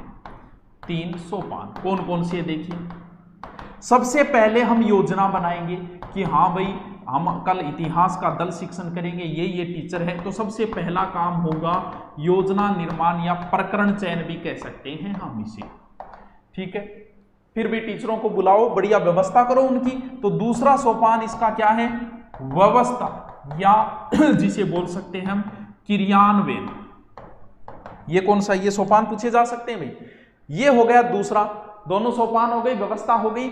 तो फिर अब हम उन सब का क्या करेंगे, मूल्यांकन भी, क्या कमियां रही, या परीक्षण कह सकते हैं हम इसे, कि भाई क्या कमी रही, क्या कमी नहीं रही, ये चीजें हमें देखनी तो पड़ेगी। कहाँ कौन सा टीचर सही व्याख्या नहीं कर पाया, कौन सी चीज में हमारी कमी रही। तो ये दल शिक्षण के मुख्य 3 सोपान है। सबसे पहले योजना का क्रियान्वयन होगा, फिर उसकी व्यवस्था होगी, फिर मूल्यांकन होगा। सर और भी बातें क्या इसकी, अरे बहुत बातें। अब मान लो दल शिक्षण लगभग कितने समय तक होगा, अगर हम बात करें इसकी कुल अवधि, अगर हम माने तो लगभग मान सकते हैं कि कुल अवधि 3 घंटा। तो फिर इसका क्या प्रारूप होगा, देखो प्रारूप, हम 3 पार्टों में भी दल शिक्षण कर सकते हैं। इसका प्रारूप समझो कि हम दल शिक्षण को 3 पार्टों में भी कर सकते हैं। एक तो हम सीधा कर लेते हैं क्या, आम सत्र, ठीक है। दूसरा हम कर लेते हैं लघु सत्र, ठीक है। और तीसरा हम कर लेते हैं फिर प्रयोगशाला सत्र। प्रयोगशाला सत्र समझो अब इसको, क्या है ये क्या नहीं है।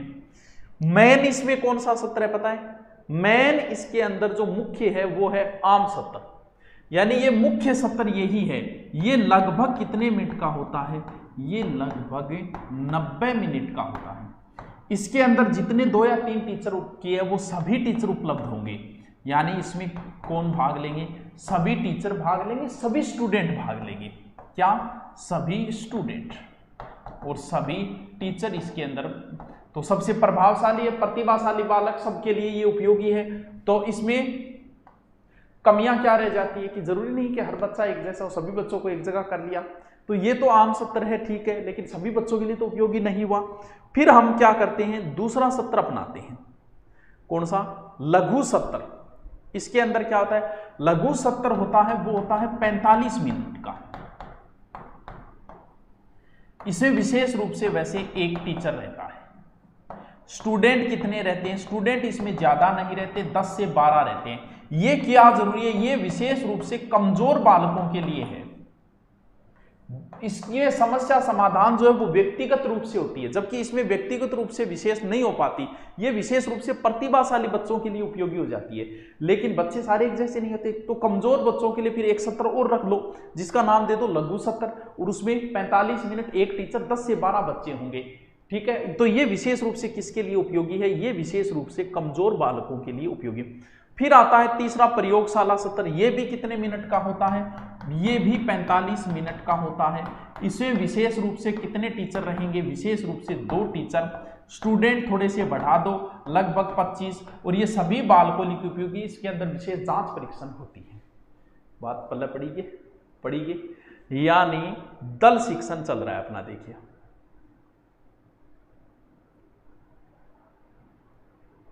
विशेष रूप से सेकेंड वर्ल्ड वार के समय प्रयोग ली गई थी इसे।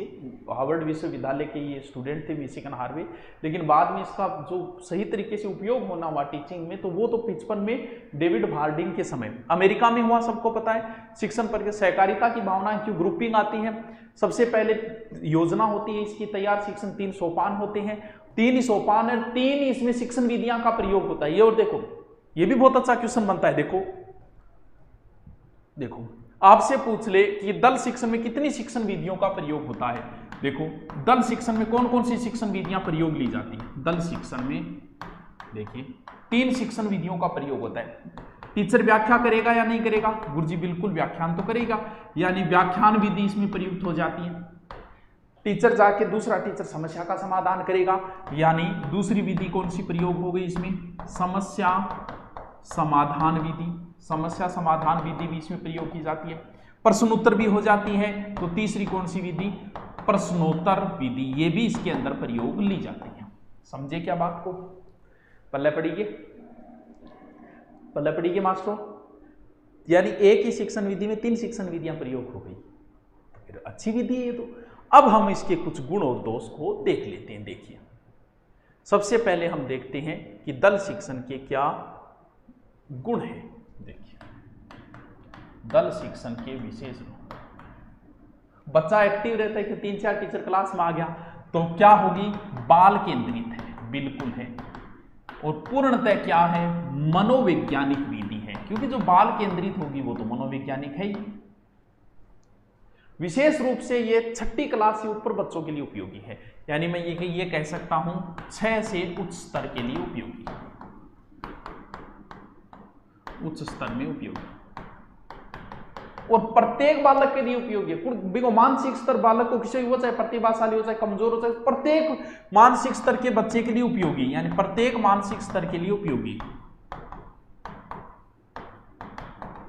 एक विशेषता इसकी क्या है? बच्चे का तुरंत समस्या समाधान हो जाता है, मूल्यांकन भी तुरंत हो जाता है। यानी क्या लिखूं इसमें? तत्काल मूल्यांकन हो जाता है, तत्काल मूल्यांकन। और इसमें जो ज्ञानात्मक, भावात्मक, क्रियात्मक तीनों उद्देश्यों की पूर्ति एक साथ ही हो जाए। वाह गुरुजी, तो बहुत ही बढ़िया शिक्षण विधि है। बिल्कुल, यानी क्या लिखूं? शिक्षण विधि का ज्ञानात्मक, भावात्मक, क्रियात्मक सभी उद्देश्य पूर्ति। अब देखो, अब मान लो कि इस शिक्षण विधि के अंदर हमने कोई बाहर से टीचर बुलाए, तो कोई ऐसा वैसा टीचर थोड़ी बुलाए, नामी टीचर को बुलाएंगे। इसका मतलब बच्चों को बढ़िया सब्जेक्ट के टीचरों से पढ़ने का मौका मिला है। यानी हम क्या लिखूं मैं? 6 नंबर लिखो, विषय विशेषज्ञों से पढ़ने का मौका। विषय काज बे गुरुजी आओगा रे भी स्कूल आ रहा, विषय विशेषज्ञों पढ़ने का मौका। और बच्चे को बहुत ज्यादा ज्ञान मिलता है इसके अंदर, व्यापक ज्ञान मिलता है इसके अंदर। और बच्चा सीखता भी कैसे है, बच्चा इसमें सीखता भी स्वतंत्र रूप से है, यानी क्या लिखूं, स्वतंत्र रूप से सीखता है बच्चा। और समस्या भी तुरंत दूर, यानी समस्या तत्काल दूर, समस्या तत्काल दूर। ये तो है इस विधि के गुण। अरे थोड़ा सा समझते ही शिक्षण विधियां तो बहुत ईजी है मास्टरों। अब हम देखते हैं इस शिक्षण विधि के क्या है, इस शिक्षण विधि के ऊपर क्यों कौन जा रहे हो, कौन जागे। अब हम देखते हैं इस शिक्षण विधि के कुछ दोष। देखिए कौन कौन से दोष है, एक दो दोष तो हर चीज में कि देखो इस शिक्षण विधि के अब दोष थोड़ी सी खर्चीली है, बारू मास्टर वगैरह बुलाना और तो ये विधि क्या हो जाती है, एक प्रकार की खर्चीली विधि है। आयोजन अगर हम इसका कर रहे तो नियंत्रित परिस्थितियों के अंदर करना पड़ता है, यानी थोड़ा बहुत ध्यान भी रखना पड़ता है। यानी आयोजन भी क्या होता है, नियंत्रित परीक्षा, आयोजन भी क्या होता है, नियंत्रित परिस्थिति में, और यह विधि प्राथमिक स्तर के बच्चों के लिए अनुपयोगी है। यानी क्या लिखूं, यानी 6ठी से ऊपर के लिए उपयोगी है, तो प्राथमिक स्तर में अनुपयोगी।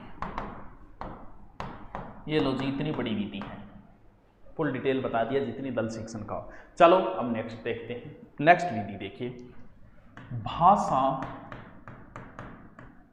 से, देखते जाना बस आप तो, भाषा से शरण विधि। इस विधि को अव्याकृति विधि, अव्याकृत विधि भी कहा जाता है। चीज क्या है, पहले तो जो शब्द दिया गया उसका अर्थ समझो। अव्याकृत विधि मतलब व्याकरण नहीं पढ़ानी है, यहां से तो अर्थ निकल के आ गया, लेकिन पेपर बनाने वाला इस चीज को नहीं पूछेगा, वो तो यही नाम देगा, भाषा पढ़ानी है, से सर्ग, से याद रखो साथ में, यानी भाषा जो पढ़ानी है वो साथ में पढ़ानी है। यानी आप अलग से ग्रामर मत पढ़ाओ।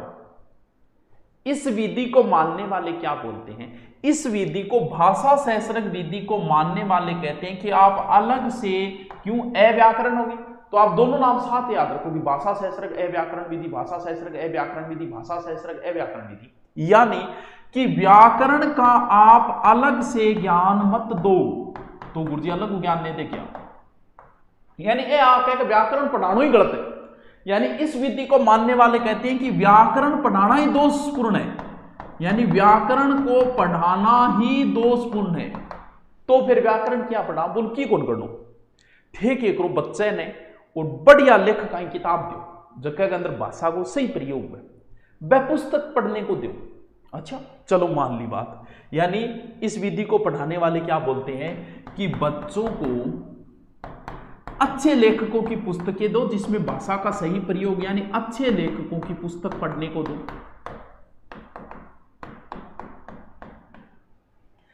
इसका मतलब और देखो क्या क्या, अच्छा लेखक बढ़िया जगह भाषा अच्छी है, जो बोलते शुद्ध है, या मैं तो क्या शुद्ध बोला, संस्कृत को संस्कृत बोल दिया, तो मार तो शुद्ध को नहीं उच्चारण, क्यों, क्योंकि मारवाड़ी उसकी बीच है। जो टीचर एकदम शुद्ध बोलता है हिंदी, उस टीचर से बच्चों का वार्तालाप करो, जिसको भाषा का अच्छा ज्ञान हो उससे बच्चे की बातचीत कराओ, ग्रामर अलग से मत पढ़ाओ, या तो अच्छे लेखकों की पुस्तकें पढ़ाओ या फिर अच्छे व्यक्तियों से उनकी बातें कराओ ताकि वो ग्रामर सीख जाए। अब आप बताओ, हम लोगों को हिंदी हम बचपन से पढ़ते आ रहे, क्या हिंदी की ग्रामर आई हमको, हम सीख तो गए लेकिन ग्रामर के फिर भी नहीं सीख पाए, तो देखिए तो ये विधि ज्यादा सही तो नहीं कह सकते। यानी इसमें क्या करना है, अच्छे लेखो, ये सिद्धांत नियम पृथक रूप से नहीं सिखाना है, व्याकरण का ज्ञान पृथक नहीं देना है, अलग से नहीं देना है। आदमी व्याकरण के बिना भी भाषा का अच्छा प्रयोग सीख सकता है, बिल्कुल ये बात सही है, भाषा सीख सकता है, ग्रामर नहीं। जिसे इंग्लिश स्पोकन आती है उसे जरूरी नहीं कि इंग्लिश ग्रामर आए, वो स्पोकन सीख सकता है। मुझे हिंदी आती है, आपके दादाजी को भी हिंदी आती है, लेकिन उन्हें हिंदी ग्रामर नहीं आती है। आप कह दो इस संधि की कितने भेद है, उनको नहीं पता, लेकिन हिंदी फिर भी आती है, लेकिन ग्रामर तो नहीं सीख पाए वो, भाषा तो फिर भी सीख जाता है। देखिए यानी क्या करना है इसमें करना है व्याकरण के बिना भाषा का शुद्ध प्रयोग, भाषा का शुद्ध प्रयोग सिखाना, प्रयोग सिखाना, समझ गया? ठीक है गुरु जी। ज्ञानी लोगियों, ज्ञानी जकावे जकाऊ बातचीत करानी, यानी भाषा के ज्ञानियों से, लिखो तो लिख लो, भाषा के ज्ञानियों से बात कराना,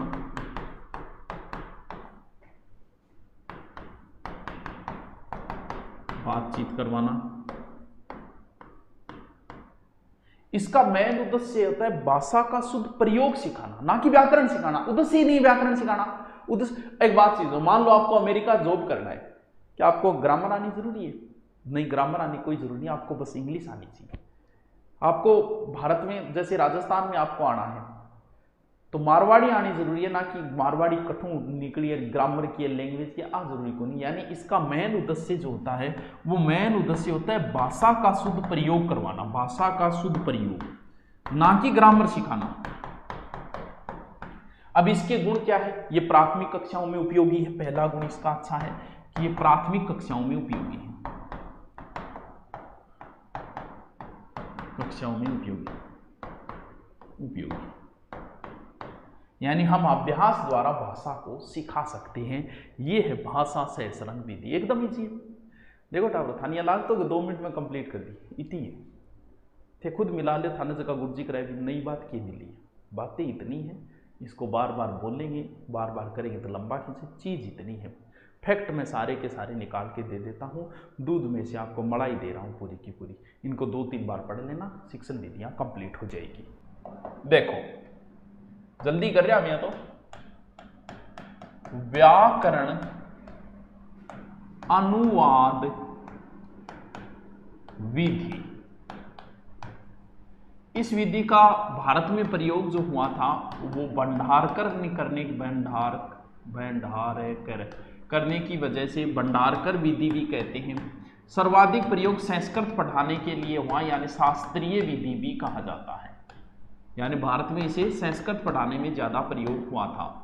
ये बहुत प्राचीन विधि है। इसमें विशेष बल तो वैसे व्याकरण पे दिया जाता है, जैसे कि प्रत्यक्ष विधि, व्याकरण विधि, द्विभाषी विधि, तीनों ही थोड़ी सी एक दूसरे से मिलती जुलती है। यानी इसमें नाम जो आ रहा है पहले व्याकरण, तो प्राचीन विधि मानी जाती है। यानी हम इसे कह सकते हैं परंपरागत और शास्त्रीय विधि।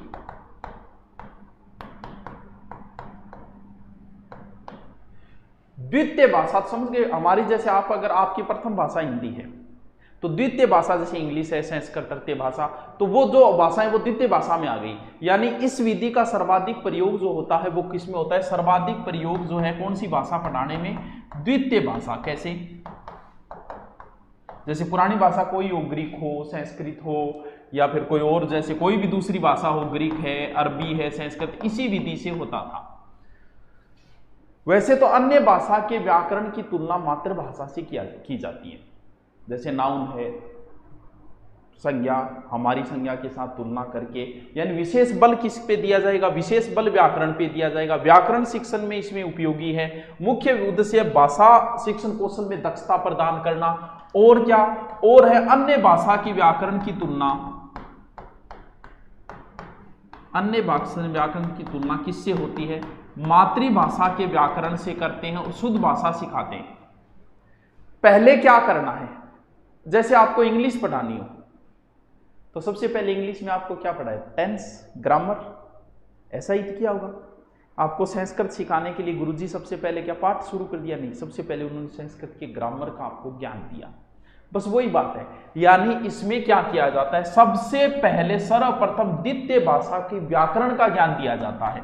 क्यों? क्योंकि नाम ही व्याकरण विधि है, तो द्वितीय भाषा के व्याकरण का ज्ञान दिया जाता है।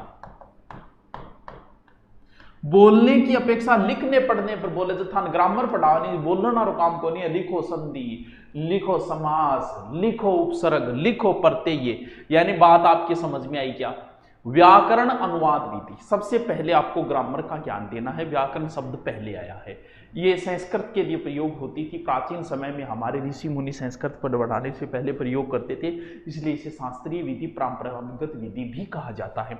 द्वितीय भाषा के लिए उपयोगी है। और दोनों हमारी भाषा, हमारी ग्रामर, हिंदी ग्रामर और संस्कृत ग्रामर का कंपेयर कर दिया जाता है। हमारी ग्रामर और इंग्लिश ग्रामर का इसके अंदर कंपेयर कर दिया जाता है। अब इस विधि के कुछ दोष है, क्योंकि हर व्यक्ति में दोष गुण है, तो हर शिक्षण विधि में भी कुछ दोष और गुण है।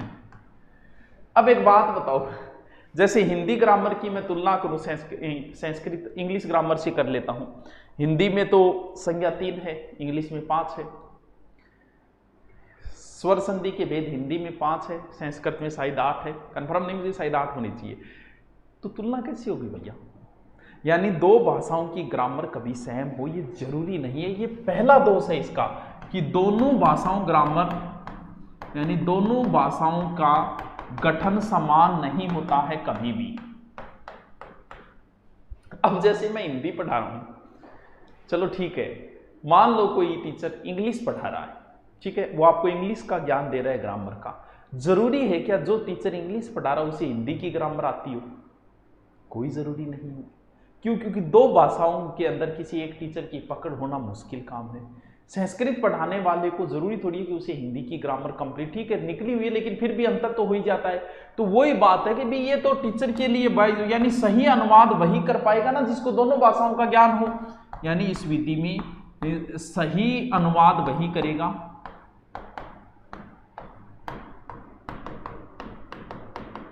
जिसे दोनों भाषाओं का ज्ञान हो।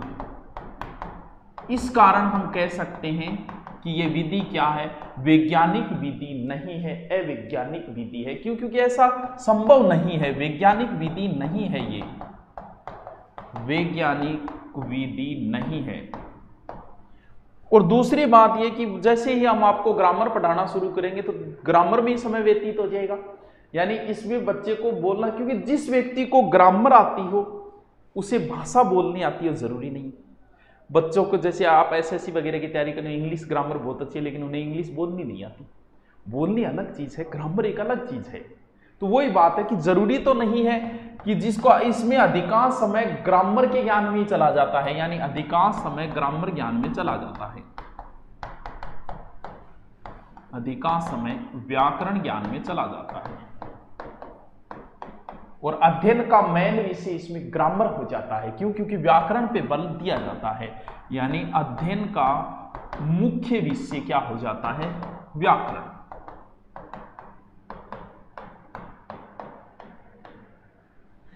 एक व्यक्ति है जॉन बेसडो, सही आदमी था, उसने इस विधि का विरोध किया था। किसने? जॉन बेसडो। थोड़ा नाम ध्यान रखो तो रख लेना भाई, जॉन बेसडो। उसने क्या किया कि भाषा सिखाने के लिए सबसे पहले आप जोर दो किस पर? बोलने पे, फिर पढ़ने और फिर व्याकरण। यह बात सही है। आपको जैसे सीधे के सीधे ग्रीक की व्याकरण कराने लग जाए, आप जल्दी नहीं पकड़ोगे। इंग्लिश हमें बोलनी नहीं आती, इसलिए हम ग्रामर पे जल्दी पकड़ नहीं बना पाते। व्यक्ति हिंदी ग्रामर पे जल्दी पकड़ बना लेता है। क्यों? क्योंकि उसे हिंदी बोलनी आती है। तो व्याकरण ज्ञान तो लास्ट का काम होता है। जॉन बेसडो कह रहा है कि पहले उसे बोलना तो सिखाओ। जैसे जो इंग्लिश स्पीकिंग कोर्स कर लेता है ना, उसको और बाद में इंग्लिश ग्रामर सीखने में ज्यादा समय नहीं लगता, वो जल्दी पकड़ लेता है। तो अगर आपको भाषा आती है तो वही बात है, पहले बोलने पढ़ने और उसके बाद में व्याकरण पे जोर होना चाहिए। हिंदी क्षेत्र में हिंदी पढ़ाने के लिए ये विधि बहुत अच्छी है।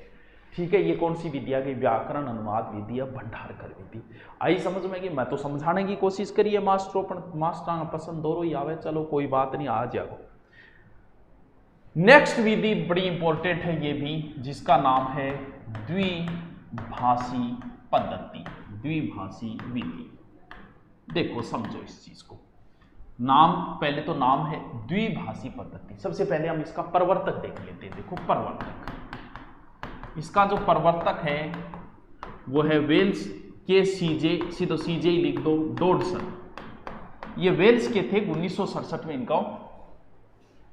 द्विभाषी विधि में बंदा क्या कहता है? कहता है कि मातृभाषा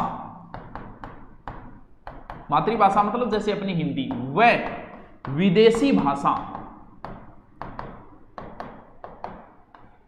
दोनों का प्रयोग करो और विदेशी भाषा सिखाओ या दूसरी भाषा। द्वि का मतलब दूसरी भाषा मतलब इंग्लिश संस्कृत जो भी समझानी है। दूसरी भाषा सिखाने के लिए क्या करना है? हमारी मातृभाषा का प्रयोग करना है। दो तरीके होते हैं। जैसे ये विधि जो है ना, ये विधि अगर मैं बात करूं व्याकरण और प्रत्यक्ष विधि के मध्य कार्य करती है। प्रत्यक्ष विधि का मतलब एज इट इज व्याख्या की जाती है। जैसे हमें गुरुजी इंग्लिश का पाठ पढ़ाए, वो इंग्लिश कैसे पढ़ाते थे? वंस देर वाज ए करो, फिर वो कहते कि एक बार एक कौवा था, ऐसे ही बोलते थे। बिल्कुल, हम लोगों को इंग्लिश ऐसे ही सिखाई पाठ में, संस्कृत में भी ऐसे ही सिखाई गई थी। प्रत्यक्ष विधि हो गई एक प्रकार से। व्याकरण अनुवाद विधि मतलब ग्रामर पहले पेश की, इसके अंदर ये बीच का काम करती है। जैसे आपको इंग्लिश पढ़ाएंगे टीचर, आपने इंग्लिश ऐसे ही पढ़ी है 6ठी क्लास में, गुरुजी पाठ बांचता और पाठ के अंदर गुरुजी फिर भी हिंदी में बताता। ये नियम क्या बोलता है? कौन सा? द्विभाषी पद्धति विधि। ये बोलता है कि आप मातृभाषा का साथ में प्रयोग करो। इंग्लिश मीडियम स्कूल में कोई टीचर पढ़ा रहा है और उसमें शब्द आ गया कोई भी, जैसे काऊ शब्द आ गया, ठीक है, तो वो काऊ को गाय नहीं बोलेगा, उस बच्चे को इंग्लिश में ही बताएगा। This is a animal, white colour जो भी है, यानी उसको इंग्लिश में ही बोलेगा। एक तो ये पद्धति होती है। हमारे हिंदी मीडियम में काऊ को कैसे समझाएगा? काऊ गाव है, जब वो दूध देखना, दूध पेकना, क्यों? क्योंकि वो हिंदी में बताएगा। इसमें दोनों ही प्रयोग करो ना, बीच विचारा काम करो नहीं। यानी द्विभाषी पद्धति में क्या करना है, वो शब्द प्रयोग लो जो बच्चा जानता है। जैसे क्या करना है कि जैसे मैं बच्चे को कह रहा हूं कि लो आम खाओ, ठीक है, बच्चे को पता है टेक मैंगो नहीं बोलना है। क्या नहीं बोलना है? टेक मैंगो नहीं बोलना है। बच्चे को आम के बारे में पता है, आम को हिंदी में ही बोलो, ठीक है। बच्चे के सामने आम लो, आम लेके आप कहो कि टेक मैंगो, सॉरी टेक आम।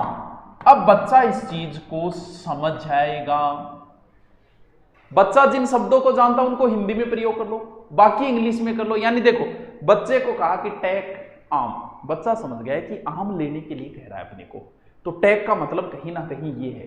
एक चीज बच्चा जानता है, दूसरी चीज उसको इंग्लिश में, यानी इसमें आधी घिचड़ पिचड़ करनी है, यानी आधी इंग्लिश आधी। बच्चा जो चीजों को जानता है उनको आप उसी की भाषा में प्रयोग करो, नहीं जानता या फिर उन चीजों को यानी आधा प्रयोग करो, बच्चा आधी बात खुद समझ जाएगा। यानी मान लो कोई इंग्लिश बोला, आधी घसर फसर इंग्लिश बोल रहे तो आप समझ जाओ, प्योर बोल रहे समस्या मंजे। तो ये विधि यही है कि इसके अंदर उन्हीं शब्दों का अनुवाद जिन्हें बालक जानता हो, इसका प्रयोग किसमें होगा? दूसरी भाषा या विदेशी भाषा पढ़ाने में, प्रयोग विदेशी भाषा पढ़ाने में, भाषा पढ़ाने में। व्याकरण और प्रत्यक्ष विधि के मध्य के बीच विचार की प्रोसेस है, यानी कौन सी के? व्याकरण प्लस प्रत्यक्ष के बीच की। इस विधि को सबसे अच्छी बताई गई है, एक प्रोफेसर थे, देखो नाम बताऊं उनका, प्रोफेसर का, हैदराबाद के थे। देखो हैदराबाद के एक प्रोफेसर थे, हैदराबाद के प्रोफेसर एच.एन. शास्त्री ने कहा कि भारतीय प्रवेश की ये सर्वोत्तम विधि है, यानी भारतीय प्रवेश ही सर्वोत्तम विधि की सर्वोत्तम विधि ये है बच्चों द्वितीय भाषा पद्धति। 1967 में वेल्स द्वारा दी गई थी। बताओ क्या समझ में नहीं आया? बहुत ईजी है, थोड़ा सा 2 बार समझ लेना। आपको बताऊं, ग्रामर 2nd ग्रेड के अंदर हिंदी की 25 शिक्षण विधियां हैं, जिसकी लगभग 20 एक तो हो जाएगी अपनी। 2nd ग्रेड की भर्ती आने वाली, वहां ये चीज बहुत काम आई। और वैसे आपकी है ही रीट के अंदर सारी शिक्षण विधियां। चलो हो गई 2 शिक्षण विधियां, होगी गुरुजी। तीसरी शिक्षण विधि और पढ़ लिया, फिर लाग रहा तो हाँ यहाँ पर देखो, सैनिक विधि। सैनिक विधि जिसे सैनिक हमेशा किस में रहते हैं? संगठन में रहते हैं, तो संगठनात्मक विधि, या फिर इसमें सर्वे का कार्य होता है, अभी बताऊंगा क्या होता है। इसे सर्वे भाष्य विधि भी कहा जाता है। भाषा के संगठन पर बल देती है। देखो बताएंगे क्या है, ये बल देती है किस पर? भाषा संगठन पर ये बल देती है। मौखिक कथनों का अभ्यास होता है। कैसे होता है अभी देखेंगे। मौखिक कथनों का सैनिकों ने प्रयोग किया, इसका मतलब किसी ना किसी युद्ध में किया होगा, तो इसका प्रयोग 2nd वर्ल्ड वॉर में किया था। सैनिकों को दूसरी देश में भेजना था। भाषा विज्ञान पे बल भाषा वैज्ञानिक विधि भी कहते हैं। सैनिकों को दूसरे देश में पाकिस्तान में भेजना है, हम जानते ही नहीं पाकिस्तान के शब्दों को। तो फिर क्या किया, एक टेप रिकॉर्डिंग की और उस रिकॉर्डिंग को सैनिकों को बार बार सुनाया। सर ऐसे थोड़ी होता है, ऐसे कोई आदमी थोड़ी याद है। देखो कैसे, जैसे इसमें क्या करता है शिक्षक, क्या करता है, वहां उस समय प्रयोग किया गया, लेकिन आज इसमें क्या करेगा शिक्षक, क्या करेगा किसी पाठ को शिक्षक किसी पाठ को कंठस्थ टेप रिकॉर्डर द्वारा रिकॉर्डिंग कर देगा, जो भी शब्द वगैरह रिकॉर्डिंग करेगा, बच्चों को सुनाएंगे। जैसे आपने गाना सुना होगा, वाई दिस कोलावेरी दी। आपने इस गाने को बार बार सुना, लेकिन आपको यह नहीं पता कि वाई दिस कोलावेरी का अर्थ क्या होता है, आपको नहीं पता। अब आपने इस शब्द को तो सुन रखा है, जैसे जिहाले मस्ती मकम बरन जिस बहाले ही जरा बेचारा दिल है। इस लाइन को तो आपने रट रखा है, क्योंकि ये गीत आपने कई बार सुना, लेकिन आपको अर्थ नहीं पता इसका। जैसे अब मैं आपको कहूं कि वाई दिस कोलावेरी का अर्थ हो जाएगा आजा तन गुल्फी खुआन ले जाऊं, अब आपकी याद हो गया। इसमें क्या, जो भाषा सिखानी है उसके शब्दों को बच्चों को टेप रिकॉर्डिंग करके बार बार सुना दो। बच्चों ने उन शब्दों को तो पकड़ लिया, फिर बताओ कि इसका अर्थ ये होता है, इसका अर्थ ये होता है, इसका अर्थ ये होता है। यानी बच्चा अनुकरण द्वारा सीखता है, इसलिए इस विधि को हम कह सकते हैं कंठस्थ करता है, इसलिए इस कारण अनुकरण परिस्मरण विधि कह सकते हैं, यानी अनुकरण परिस्मरण विधि भी कह देते हैं। यानी बच्चा अर्थ तो नहीं जानता उन शब्दों का, लेकिन अर्थ न जानते हुए भी, यानी बच्चा अर्थ न जानते हुए भी बच्चा उन शब्दों को याद कर लेता है, वाक्यों को, बाद में वाक्यों का अर्थ समझाया जाता है, भाषा में पकड़ बन जाती है, भाषा की दक्षता इसमें अच्छी आ जाती है, भाषा प्रयोग में दक्षता अच्छी हो जाती है। ये कौन सी विधि है, सैनिक विधि। आराम से याद रखिए, सैनिकों ने प्रयोग किया, सैनिक संगठन में रहते हैं, संगठनात्मक विधि है और अनुकरण द्वारा सीखा जाता है। टीचर टेप रिकॉर्डिंग करके बच्चों को चीजें सुना देगा, दूसरी भाषा की कुछ शब्द बार बार बोलेगा, फिर उनके अर्थ समझा देगा। ये लो, यही किया था दूसरे देश में भेजने से पहले कि वहां ये शब्द काम आएंगे, उनको जल्दी सभी फौजियों को सुना दिए और वहां जाके इन शब्दों का ये अर्थ है। समझ गए, समझ गया कि बताओ भी। चल